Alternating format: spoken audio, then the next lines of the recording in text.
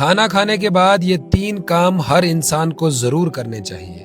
کھانا کھانے کے بعد اگر سیدھا بیڈ پر لیٹ جاتے ہو تو اپنے خلاف سازش کر رہے ہو، کیونکہ یہ جو 3 کام میں آپ کو بتا رہا ہوں، یہ 3 کام سنت بھی ہے اور سائنس بھی کہتی ہے کہ یہ 3 کام کرنے سے بہت زیادہ فائدے ہوتے ہیں۔